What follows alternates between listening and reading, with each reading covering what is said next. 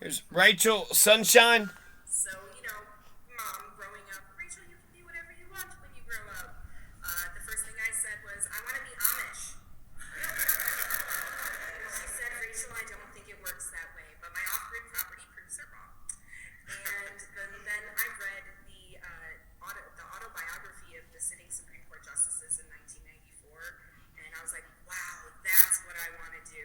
And I went up to my mom and I said, Mom, I want to be a Supreme Court justice, and I want to give freedom to as many people as possible.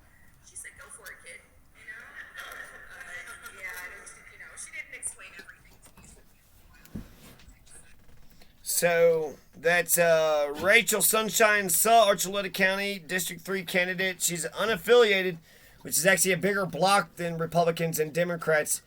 None of the Democrats ran for any, so I think it's all Republicans anyways. Her mother, I'm just going to talk a bit about Rachel Sunshine. Rachel Sunshine is running against the incumbent, Alvin Schaaf, and then the challenger, Veronica Medina. They have, in about 2 weeks, they got a primary, Republican primary, but again, she's the unaffiliated, so she'll run against them in November, depending on who wins.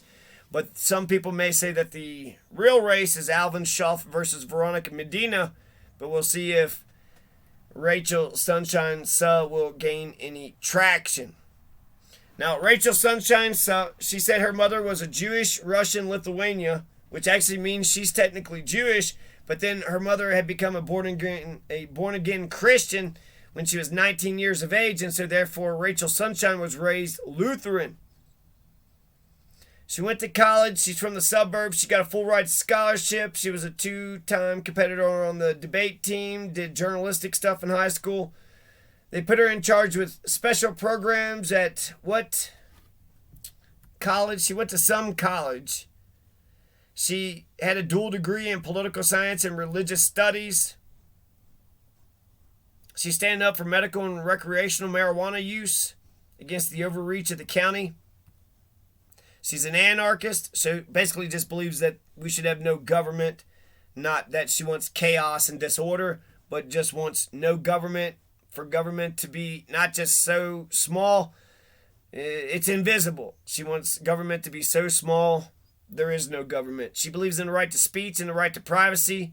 She has an open door policy. She says, reach out to her if you have any questions. Her husband is a commercial insurance guy. She said something about confectionery. She liked Chimney Rock. He liked the hospital because if one of the kids fall off the mountain, they can get him to the hospital. Took 5 years in negotiating, but basically she wanted to fish in a pond and swim in a lake, and that's what they found in Archuleta County. When she went to the college, she started their first debate team and started their first pre-law organization, so she was in charge of special programs. She reads the Bill of Rights, contract law, constitutional law for fun. Sonia Sotomayor being appointed to the Supreme Court had crushed Rachel Sunshine's dream. The most intelligent, someone said she was the most intelligent. She said no. Of the three between Alvin, Veronica, and her, she says she's actually the most well-versed in constitutional historical case law. So that's interesting. She says she believes in God's common law versus statutory law. She says God's common law is right versus man's statutory law. Man's law is beneath God's law. They will never violate God's law. She's going to be the no. She's going to be the person of no, the county commissioner of no, until should the county exist as a power. No, they shouldn't. What? That's kind of crazy. She says something about Article 3, delegation of powers. The county authorities are here by General Assembly statutes, which that's not true. Colorado Constitution. The county authorities are here by Colorado Constitution. She thought that it was a bit conflicting that she's a county commissioner when she knows that her county commissioner seat shouldn't exist. Maybe she'll win the seat and then quit, but I don't see her doing that. What I do see is that she'll read Colorado Constitution. The Constitution of Colorado says that these county positions exist. So she's reading too much into U.S. Constitution and not enough into Colorado's Constitution. She has a medical condition. She's had kidney failures. She said that the doctors had poisoned her once. She's something about the Public Health Board, prior restraint, renal division, apricot-sized kidney is inside of her other kidney. She said there's nothing in the Constitution about emergency powers. She said that Marbury versus Madison established judicial review, and then therefore the Supreme Court has been usurping the Constitution since 1803.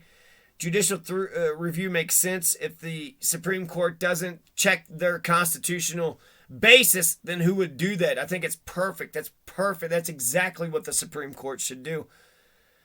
I think she said she wanted amazing grant writers. She said the biggest issues that she wanted to confront was the health department and the law enforcement and education. She says as a younger person, she saw a bunch of people that was targeted by Archuleta County Police, and how they use her as she is a younger person.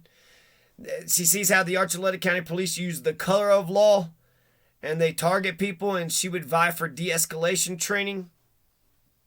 Somebody asked if there is a way for the town of Pagosa and Archuleta County to combine, because they said that there's just too damn many government meetings.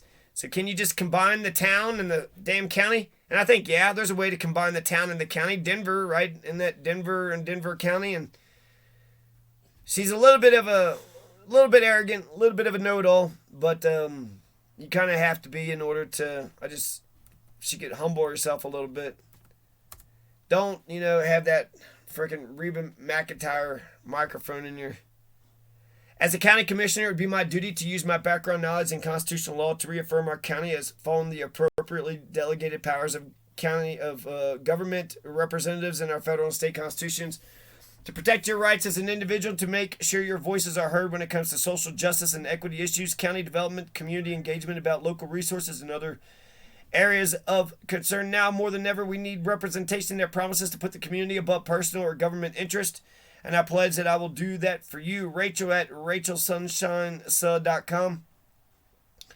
Earlier this summer, before I decided to run for sheriff, Marilyn Harris invited me to attend a meeting, one of many happening throughout the state, in which several top-ranking Republicans were trying to rally the troops because the amount of voters registered as unaffiliated now outnumber both Democrats and Republicans combined. They were trying to determine the cause of this concerning trend. I stood up and answered their question. You abandoned us. You no longer represent our conservative Christian values. I said, this is Wayne Bryant. I said, look around. All these Republican elected representatives in this room no longer represent us. You allow them to do as they please and don't hold them accountable for violating our rights. And you wonder why people are leaving the two-party system? Several people cheered. Later, Marilyn said, we have got to do something to bring them back. This is Wayne Bryant. She is absolutely correct, because the corruption in Archuleta County is out of control. So that's when I decided to run for sheriff and named our committee Americans Against Fraud and Corruption. I chose to run as unaffiliated, knowing I then wouldn't have to play the caucus game, which is corrupt in itself, since we the people have exposed many crimes of corruption. In our county, many people are now stepping up and fighting to take our county back, including by serving corrupt public officers in public venues. If this ruffles a few feathers, then so be it. Yes, we are doing something that the Republicans should have done long ago by putting a stop to it. These elected officials are rhinos, and the Republican Party should stop supporting them. Enough is enough. The unaffiliated voters are stepping up, and the Republicans should be welcoming us in for doing what they refuse to do. If they want to win us back, the answer is not segregation. The answer is to unite along with us and embody constitutional Christian values. Wayne Bryant, Archuleta County.